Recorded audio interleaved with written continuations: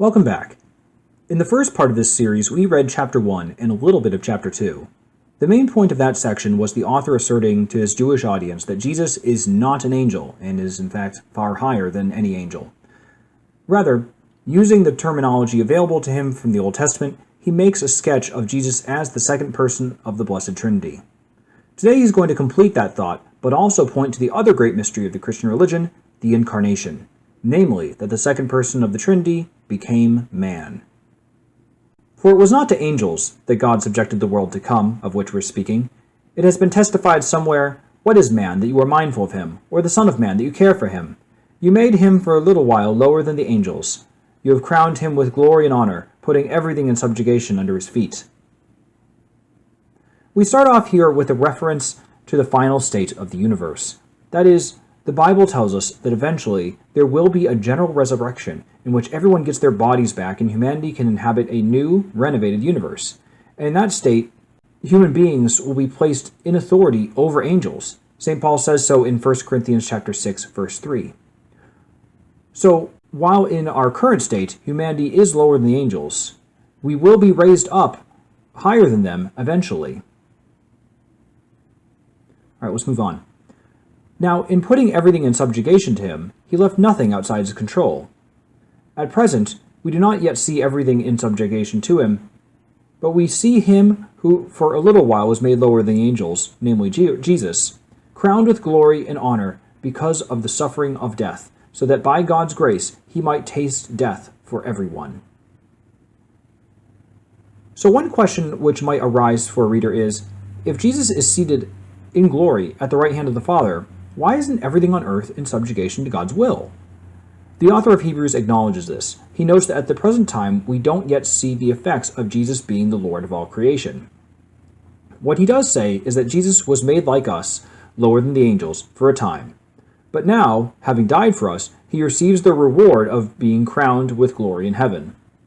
I'll note for a moment that one of the most controversial claims of the school of Christian thought known as Calvinism is called the limited atonement.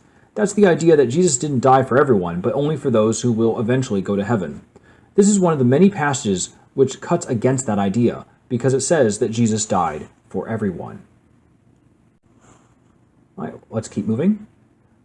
For it was fitting that he, for whom and by whom all things exist, in bringing many sons to glory, should make the founder of their salvation perfect through suffering. For he who sanctifies, and those who are sanctified, all have one source. That is why he is not ashamed to call them brothers, saying, "I will tell of your name to my brothers. In the midst of the congregation I will sing your praise." And again, "I will put my trust in him." And, "Behold, I and the children God gave me." In this section, the author says it is fitting that in the plan of God the Father, Jesus, the Messiah, would be made to share in origin with those whom he saves. And because of that, the Messiah would count those people he saves as his own kin. The author cites Psalm 2 and Isaiah 8 as examples of the Messiah referring to his peers as his brothers. One might ask, what is the common source that they share? If this was a letter to Jews and Gentiles alike, one might think that that common source is Adam. But remember, this is a letter specifically to Jews, so in this case, the common origin the author is referring to is Abraham. Let's move on. "Since, therefore, the children share in flesh and blood, he himself likewise partook in the same things, that through death he might destroy the one who has power over death, that is, the devil, and deliver all those who, through fear of death, were subject to lifelong slavery. For surely it is not angels that he helps, but he helps the offspring of Abraham.